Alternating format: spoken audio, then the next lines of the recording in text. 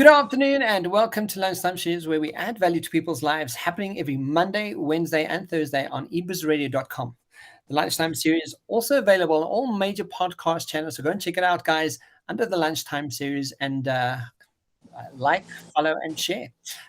Today we are joined by my wonderful cousin all the way from Fort Lauderdale with our candid conversations. Lauren Britz, how are you doing?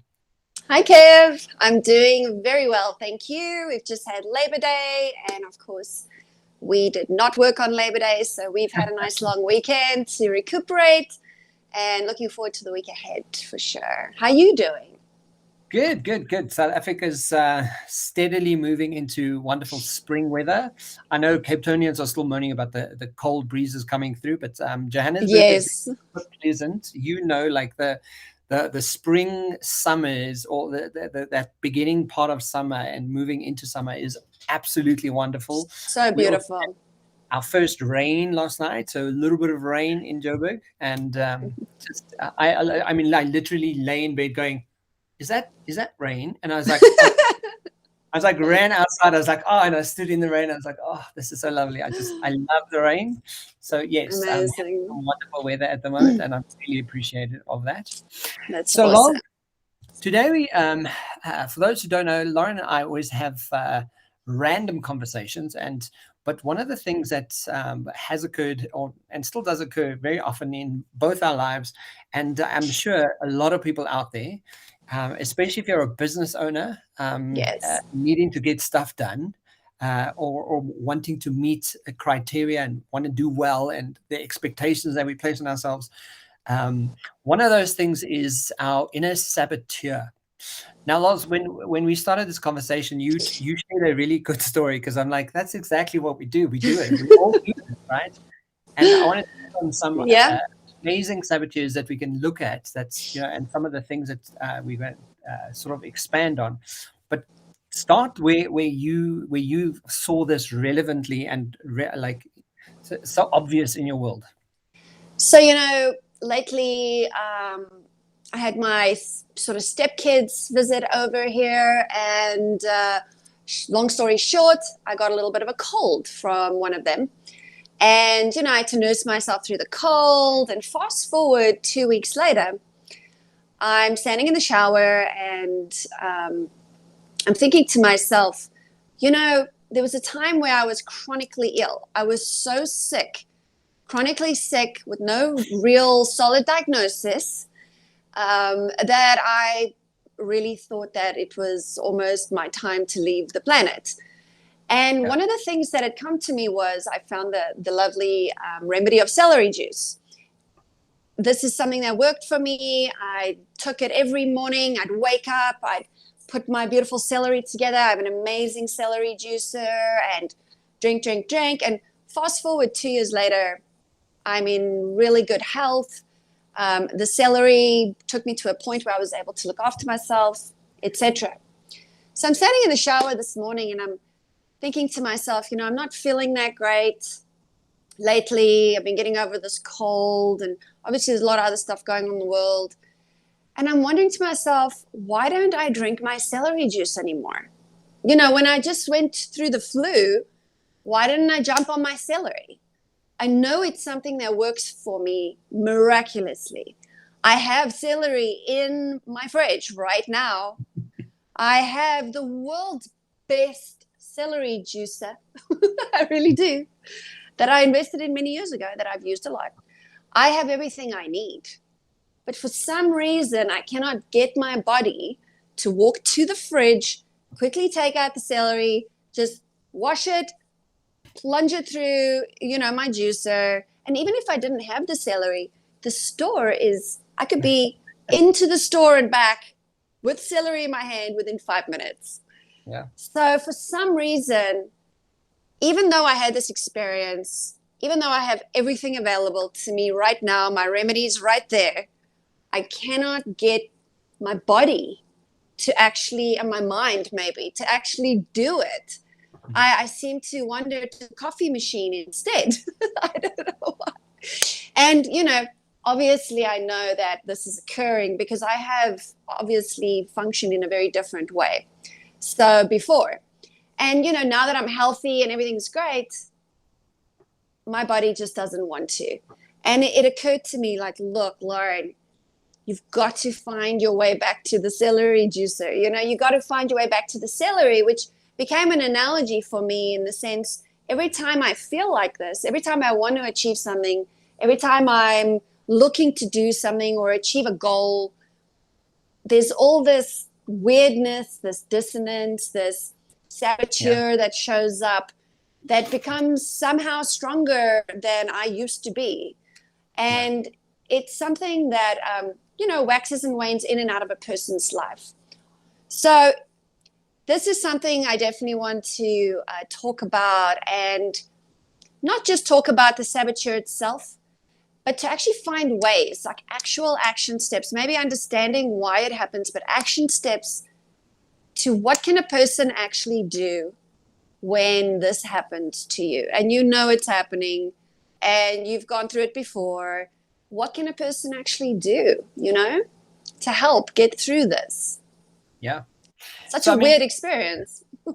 So I've been through an actual program that you actually go through this, and to your point, we all have our saboteurs that come up, and the process that I've gone through is from an amazing coach who actually did a whole bunch of research on this and looked at all the various saboteurs that really come up for us, and we all have these different saboteurs that sort of come up, but I just want to run through them quickly and we can sort of chat about them.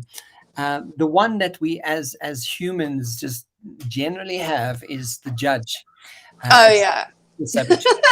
Sure.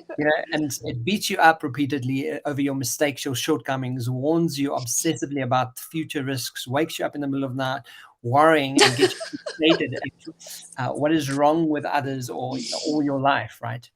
The judge. The judge. We all have that little person, that little voice that kicks into you, and how quickly that debilitates your business, your health, your relationships, everything. And immediately you kind of go, holy crap, if I can just find a way to deal with this judge a little bit more effectively, it can help. Yeah, because it's a good thing to understand, I guess, that the judge is also there for a reason. We have to wield the judge instead of the judge wielding us, I guess.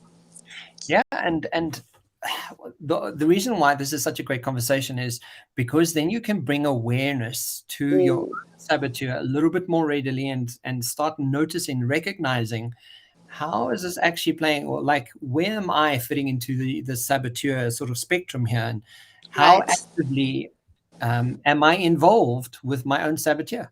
Because it's almost like having that relationship with yourself, and you in your head kind of going, damn, I constantly put myself down, or I'm constantly trying to overachieve something, or I'm constantly seeking validation, or if things go wrong, I'm just victimized completely, and it's like, woe is me, Yeah, very critical mindset. That it can be.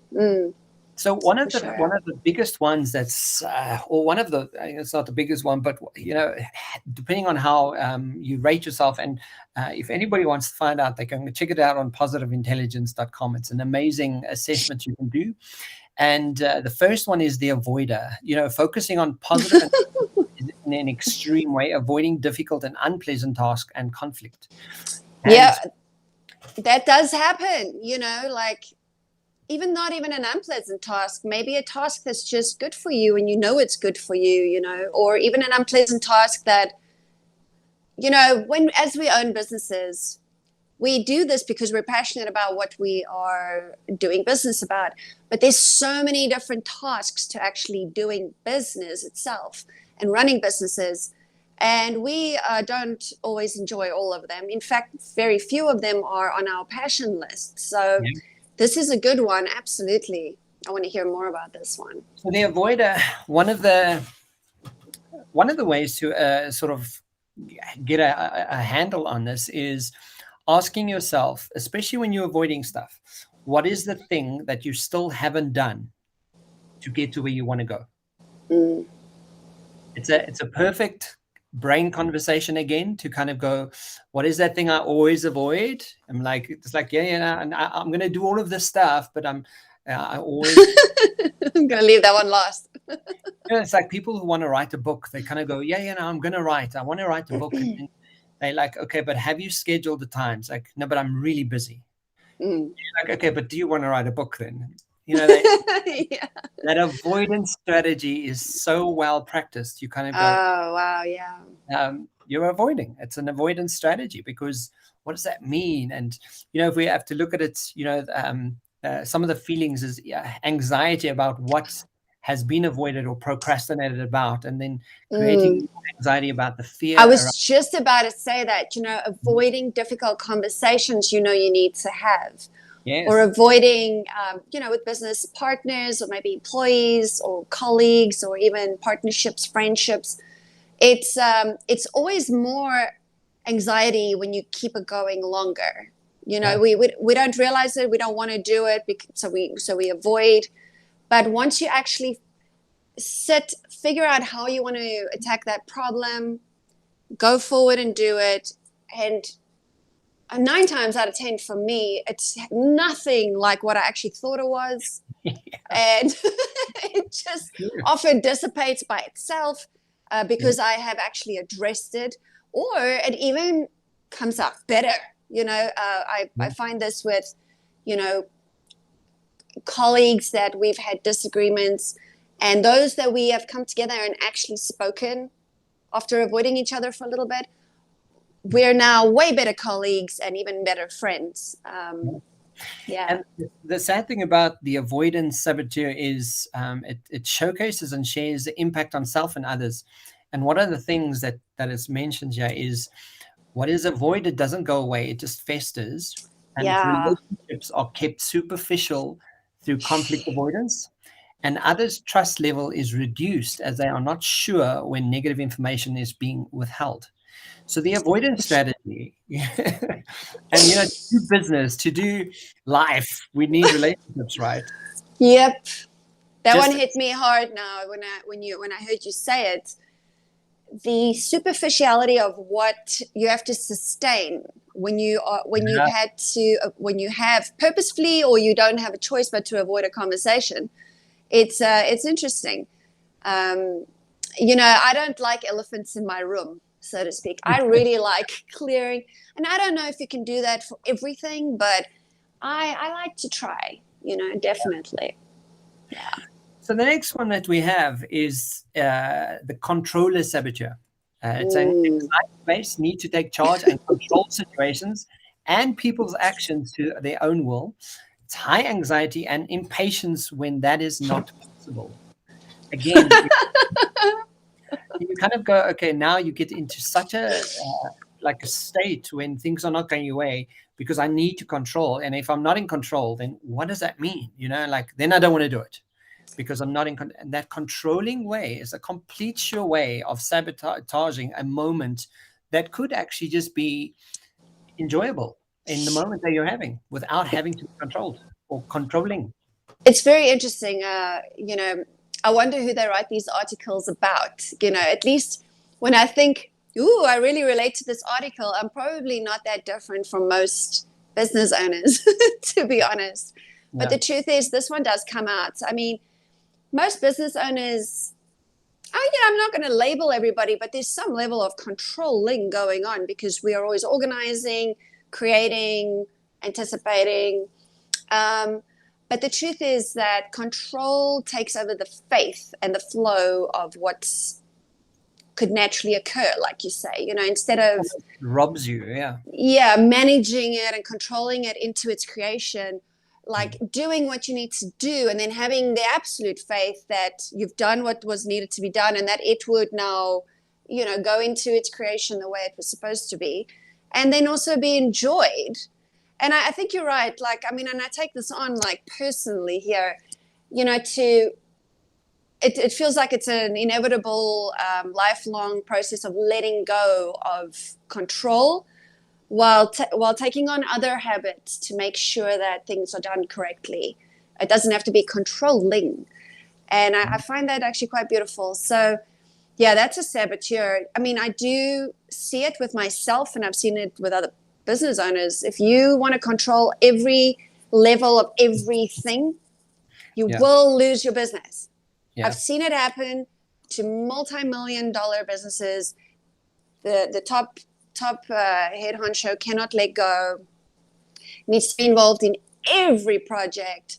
The level of you can't manage it at that level.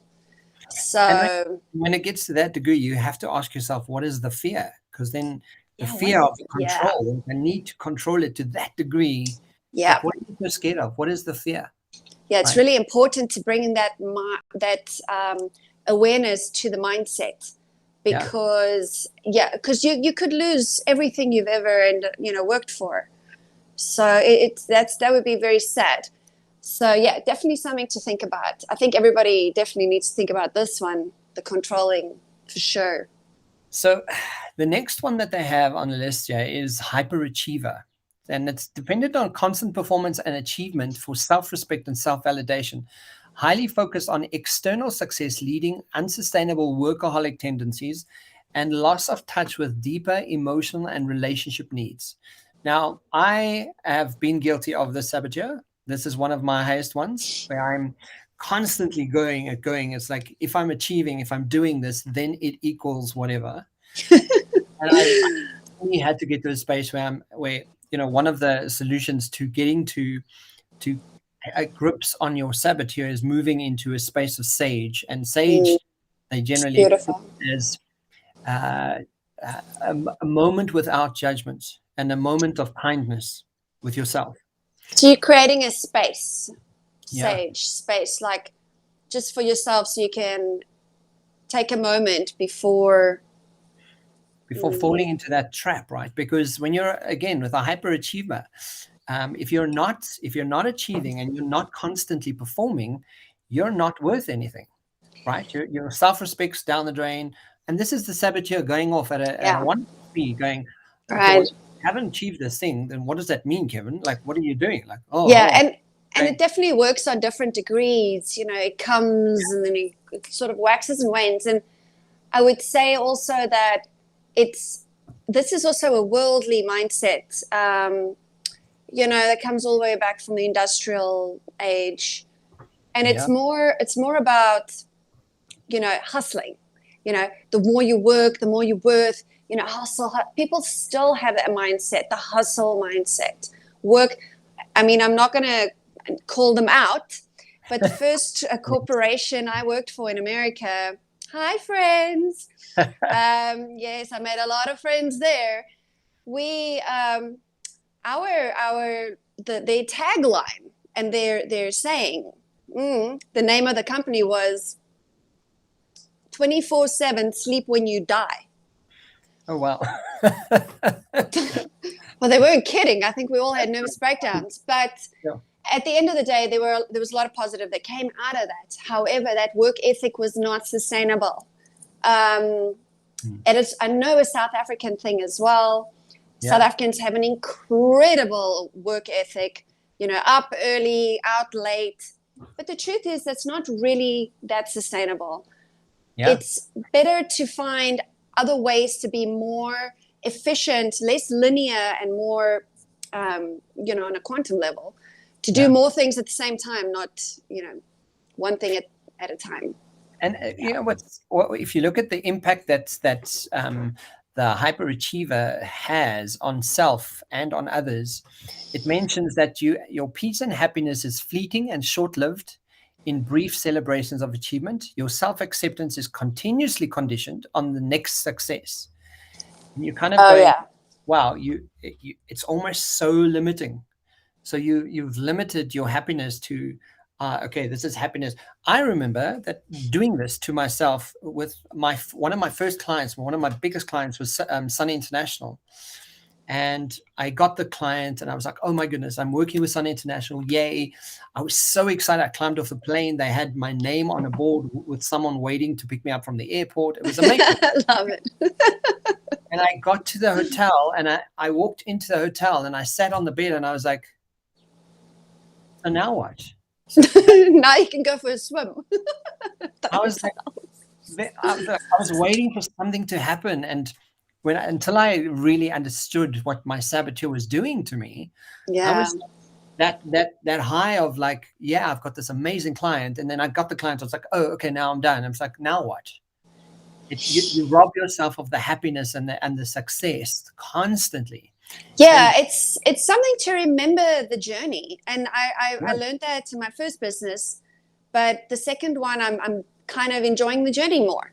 It's you want to. It's your life. yeah, Don't let your life pass you by. That whole journey of building something is your life. You might as well enjoy every part of it. You know, getting greater clients. You know, closing that massive deal. Going international when you were just wanting it the whole time. You know, it's something to enjoy all the little things that actually get you there. yeah, Otherwise, it like you say, it really robs you of your life and your joys and all the little things that every day you could actually say is a big win. You can celebrate those things every day, all the little wins in between, and the losses or whatever it is that happens in between. You know, acknowledge all of them. Like enjoy the process, definitely. And hell, you might achieve even more. You know, but exactly. at least you won't be reaching for it. It will be more organic. Yeah. And the next one they have here is hyper rational, where it speaks of intense and Crazy. exclusive focus of rationalizing processes of everything, including relationships. This can be perceived as cold, distant, and intellectually arrogant.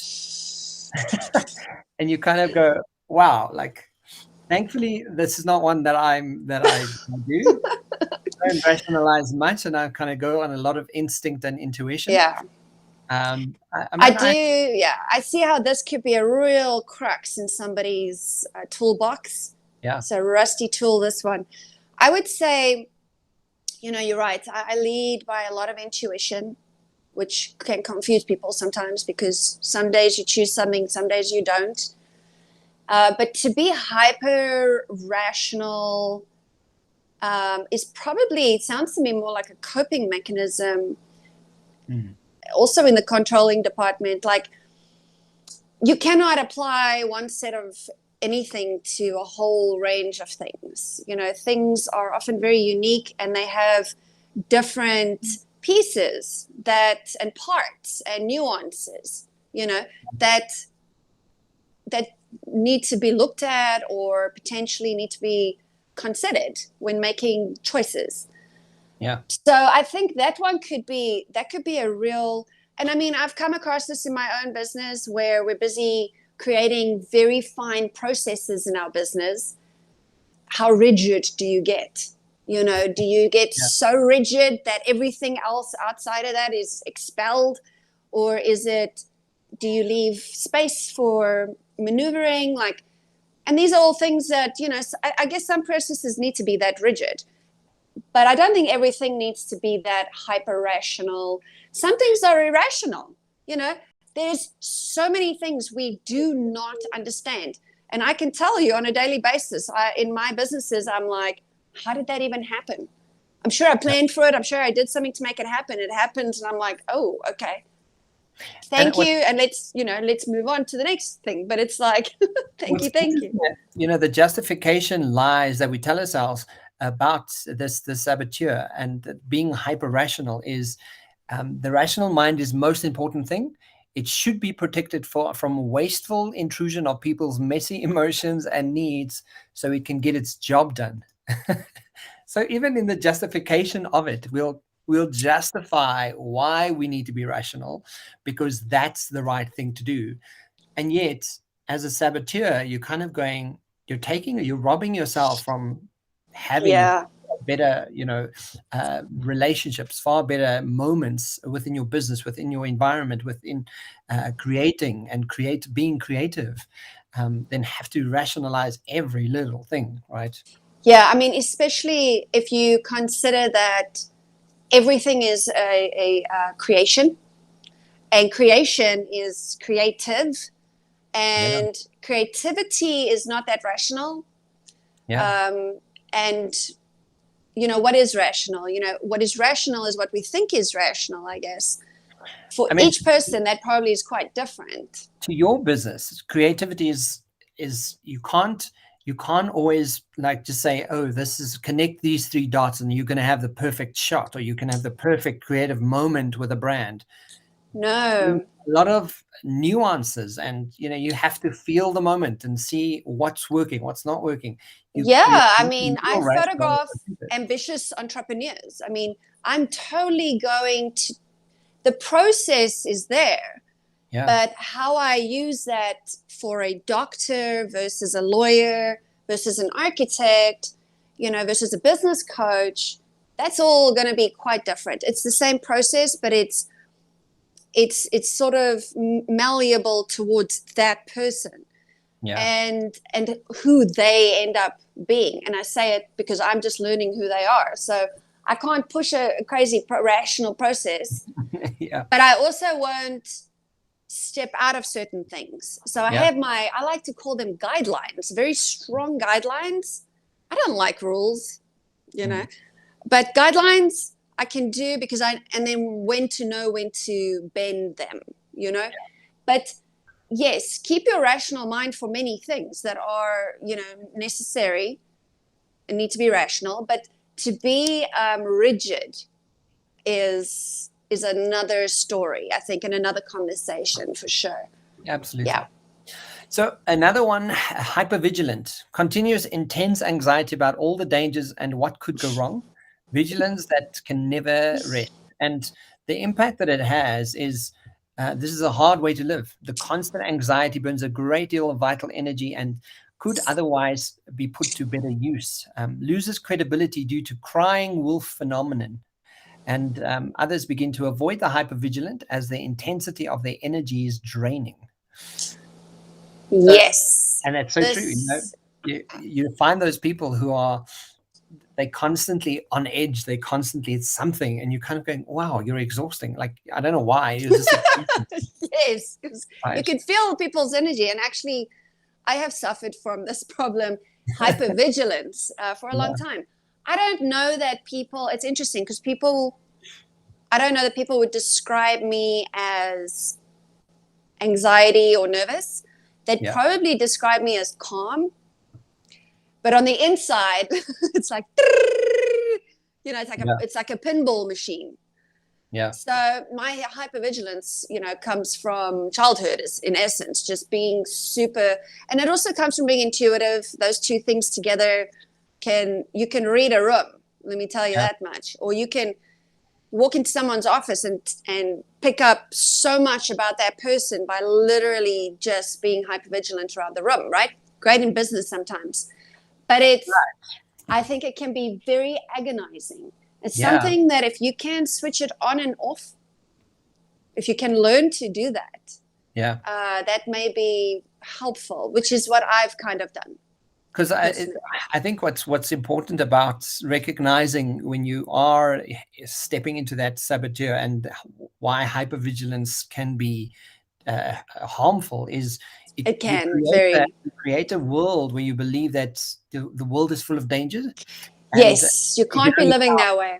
If you don't look out, something's going to get you.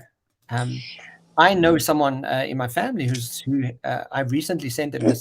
She scored, this is one of the highest. When we spoke about it, I was like, this is exactly who you are. The danger of the world, I think if you've chosen to lead that way, if you've chosen that as if you're not aware of it as something that you work on, but it's something that is kind of driving you. Yeah. Your nervous system is going to take a knock. Your heart, your organs, your brain, your sleep, just your circadian rhythms, like it's too much. And you're basically living in constant fear.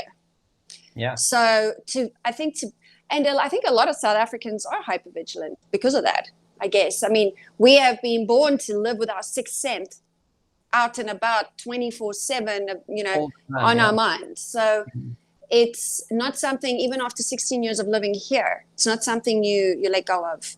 It eases, but it's still there. Hypervigilance, I think, will drive you crazy. And it's yeah, like you say, it will also rob you. It will rob you of all the goodness, all the great things that are happening.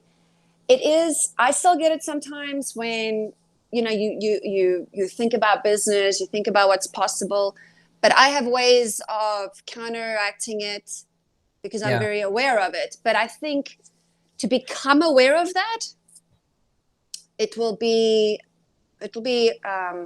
yeah, there's some great techniques out there I'm sure a person could use to become aware of this.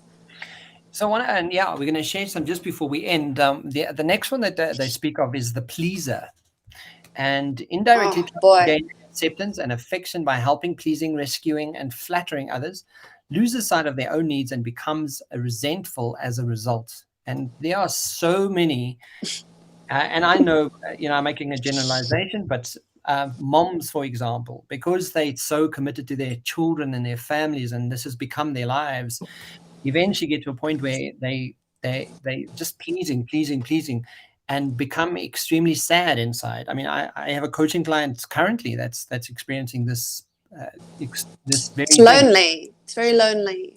Yeah, and at the end of the day, the impact that it has on yourself and others is completely jeopardizing and taking care of your own personal and emotional, physical, and financial needs. Can lead to resentment and burnout. So there's I mean, look, I feel like as you're reading all of these, I feel like we all have some degree of these. Like we couldn't have gone through our childhoods regardless of who you were without some of these, right? Or all of them to some degree. But I think people pleasing is a huge thing. The pleaser, that saboteur is a huge one, and something that I call the undoing of. When you go into business for yourself, you have to undo that for yourself. When you go into business, you can use it as a technique sometimes to get what you want, but it does not work with people, especially here in America. People do not like that approach. They like a different approach. They do not like the please me, and then I'm going to get something from you as a result. It's very destructive. Like you say, it can lead to a lonely place, lots of loneliness, a lot of very strange relationships, burnout. You will find yourself burnt out just pleasing other people all the time, making sure everyone's okay.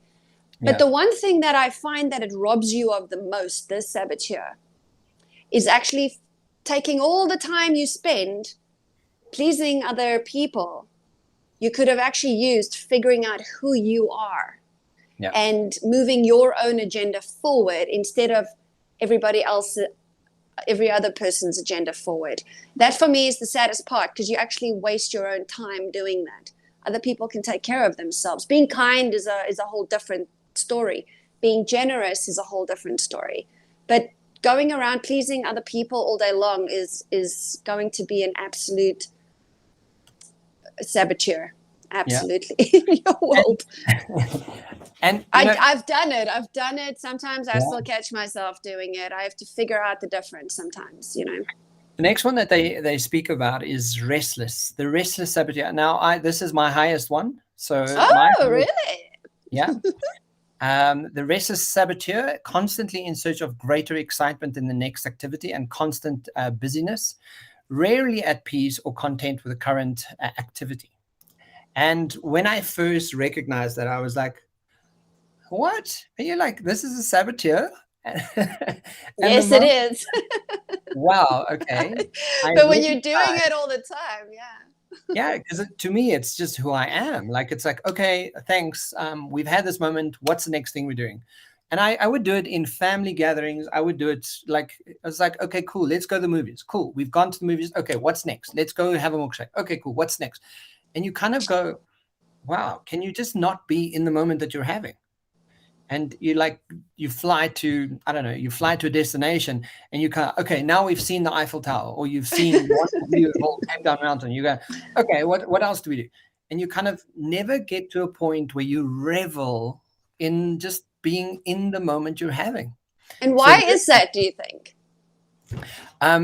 Purely based on the fact that you're actually seeking something new, because you become, it's sort of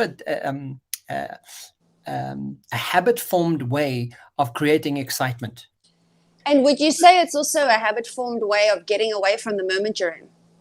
Yeah, because yeah, what if my I've life is experienced too this, short? right? And what if I'm not living life to the fullest? What if I miss out on something? That saboteur constantly seeking something, because what if? And you're like, but what if you just stop and shut up and just sit here and just be in the moment? Yeah, I think along with you, Kev, I mean, I've been this person. I think when I became self-employed, I really worked on that a lot. But I do have a lot of friends and family. I mean, I would definitely say mine's probably the hypervigilance. My leading saboteur is the hypervigilance. But I have actually wondered about this one a lot. People, because I do revel in the moment. Yeah. I don't seek every other moment all the time. I love being in a moment and just staying there, like on a beautiful beach, and you just get to sit and watch it for 5 hours, and you really enjoy it. And but I have people who are like, okay, come, let's go now. Yeah, and that's what I've struggled with. Like, we'd go to the beach and I'd go like, okay, so we've seen the sun. What else are we doing? Yeah, well, let's keep this party going. Yeah. I mean, it sounds like a good time out, though. It sounds like that could work for a lot of things. But it does rob you from having peace, having a peaceful moment, having peace of mind. Literally, it's robbed me of my life from just sleeping better. Do you know what we should do? We should kidnap you and take you to the island that we love to go to, and just let you loose there, and you will have no choice but to just sit and enjoy because there's really not much to do. So, but yeah, I see how this could definitely rob a person. And also, why are we in such a rush to leave the beautiful moment that we've been trying to create? What is in that moment that we want to run away from? Why the constant? And I think I had this with wanting to, I've done the highest bungee in the world, and I've jumped out of airplanes, and like the constant adrenaline rush was the same thing, gone all the way to Somalia and Ethiopia and Uganda to like keep that adrenaline going, and then to just sit back and realize, okay, it's okay to have a life without that constant adrenaline. It's actually not good for you all the time. And what's beautiful about it now is like having this conversation with you. Like these plants come out of the garden. I love it. Yes. Are these the ones you grew? No, these are just ones that are randomly that grow in the garden. That's awesome. A beautiful garden, yeah. That's awesome. And beautiful color. They've literally taken the time today to kind of go out, cut some flowers, put it in the vase, like taking the time to enjoy.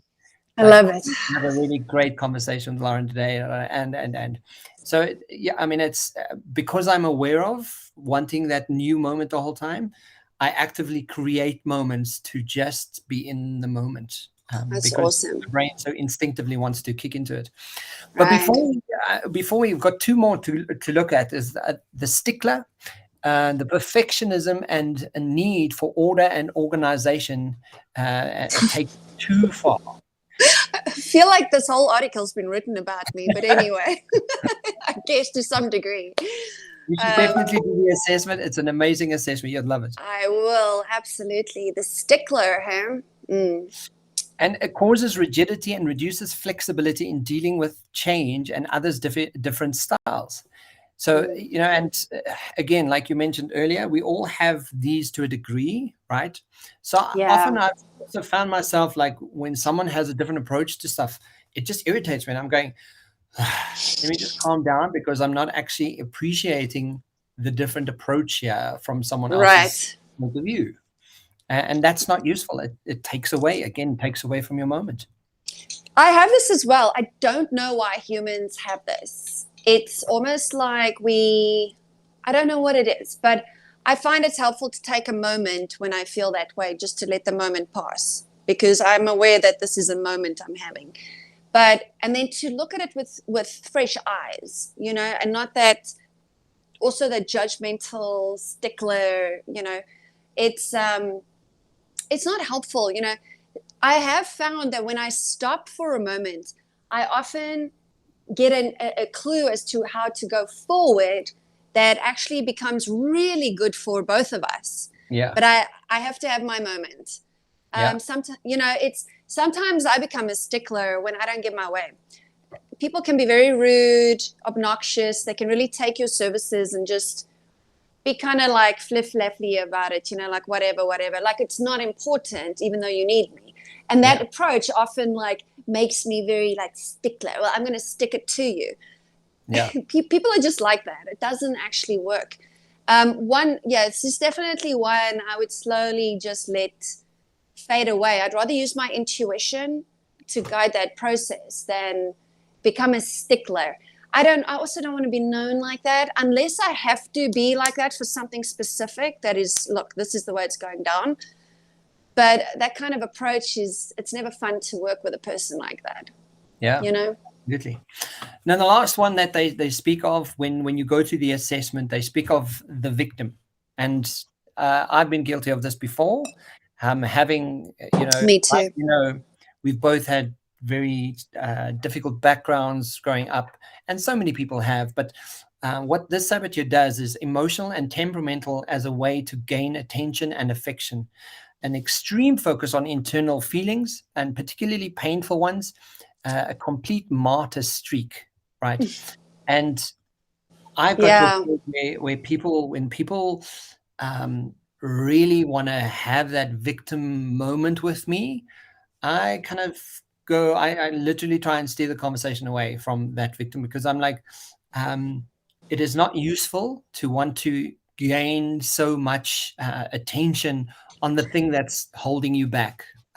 Just from an neuroscience perspective and how we put language in our heads, it's debilitating. It's not only debilitating for you, but for the actual moment we're having and the conversation.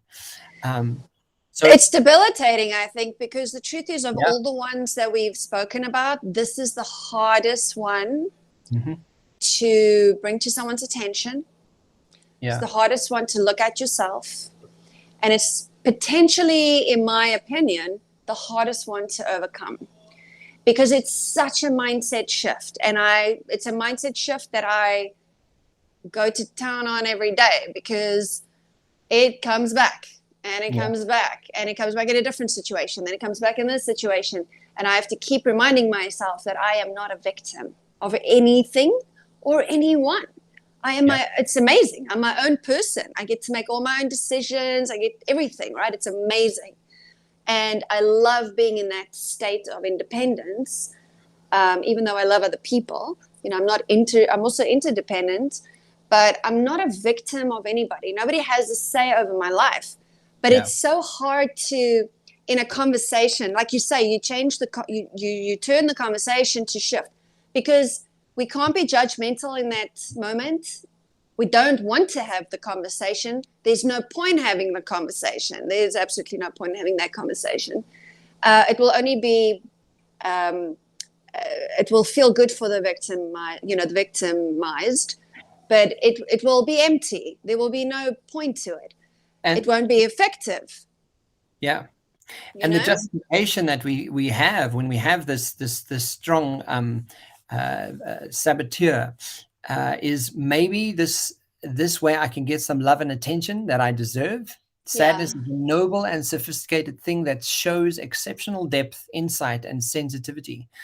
And we almost fool ourselves that, you know, the fact that I can show and share with you how victimized I've been in my life and what's happened to me, maybe you'll feel sorry enough for me to really have that strong and that's fine. People, you know, having moments where people need to talk to, you need to find the right person to talk to about it. But that's true. Alter their lives through this, through every moment, you know. They do. They really do. And it's sad because, you know, I've done this myself, where I have wanted certain relationships to work out, You know, and I'm not talking love. I'm not talking love relationships, but I've probably done it there too. I'm talking business and friendships where I've wanted it to work out a certain way. Instead of recognizing that it was not working out like you would in any relationship, I sabotaged myself as a victim because it was accessible to me and I know how to do this. And I portrayed myself that way. Later on, I was like, oh my gosh, why did I do that? But, you know, I'm not going to judge myself for it either. It's just something that I did. And I realize now it's okay for the relationship not to work out. I'm not going to victimize myself to force, you know, a square into a round hole. And it is sad because it's also the hardest thing for the person who's doing it the whole time to actually agree and realize, okay, I am actually doing this to myself. It's a very small shift of the mind, but it's a very intense shift of the mind. And it's a sad way to live. It's unproductive. And I really pray for everyone or anyone who's struggling with this. How does one get out of this one? So, I mean, to that point, so we look at all these saboteurs that we have, and there's assessment that sort of gives you an idea of what's really showcasing and standing out for you. And when you go through the actual process and working with a coach is obviously a really good way of working through. One of they speak about the sage muscle, and the sage muscle refers to your calm, clear mind and positive emotions. But part of that, they speak about the three primary, like you would have three primary colors. They look at some research has discovered that you have your 5 primary powers, which is the ability to explore, innovate, navigate, and activate. And you know, when you're going through this tough time with experiencing your saboteur to that degree, the option is to empathize with yourself. Take a moment to kind of clear your mind and really get to a calm space and look at how do I explore this and become curious about what this saboteur is showing me about my life. And it becomes a really it's almost like a wonderful self-awareness habit form process you can start cultivating. Yeah, because truthfully, the only my main goal in life, if I ever, you know, we all have our goals for everything we do, but my overarching goal for my life is just to be the best I can be, and if I need to be better than anyone, it's better than myself. So, knowing that, I'm open always to making sure, and actually, I would love to master the sage space in my mind and in my body, because if I could master that space, I will be a master of so many things. And it's a journey as well, so it's not something that happens immediately, but I'm definitely committed to mastering that space and those saboteurs in my life. So on that note, I mean, we do a quick simple exercise, right? That brings you back to sage really quickly. So you're experiencing hypervigilance, and you constantly like, what if, right? Quickest way to get to sage is think of your toes. Oh, I know. Think of your toes. Literally count each toe in your shoe and bring the attention to your toes. It's amazing. Can you see how suddenly you went from mind to like down to that moment? The second one you can do is feel touch your fingers, rub your tips of your fingers together. And as you feel that, just be cognizant and consciously aware of how the texture of your own fingers feel. Yeah, that actually has a very distinct feeling to it. And the reason why these work, why those 2 simple exercises work, is because suddenly you're going from brain conversation, saboteur moment, all of that questioning and stuff happening in your head, and you're bringing it immediately down to focused attention on self. And I wonder if you could do this during a conversation, just very gently, just to calm yourself. If you're getting into a heated conversation, to bring yourself back to a moment, But this is amazing. This is really amazing. And I guess, there's a lot going on in the brain, so it kind of centers your energy and your focus. Yeah. It's awesome. So, I mean, Lars, unbelievably, that's already an hour of conversation. Yay. Because if you want to find out more, go and check it out at the actual website itself is Positive Intelligence. There's a Saboteur assessment that you can actually go and do. I'm going to go check that out for sure. Go and check it out and learn about yourself, because it's incredible, because it really goes into detail about each saboteur and showcases more about it and why we do it and what feelings are associated, what thought patterns, where it potentially originated from. And this all because of research that's been done around these. So really, really amazing. Amazing. Love, thank you so much for joining me. Thanks for having the chat. Thank you. It was so great to be with you. I learned a lot today, that's for sure. And it was great to be with you. And you. And guys, if you want to get hold of us, go and check it out. All the links and social media handles will be in the description boxes below. Lars, thank you so much for everything, and I will chat to you soon. Have a great weekend. Chat soon. Cheers for now. Bye. Bye.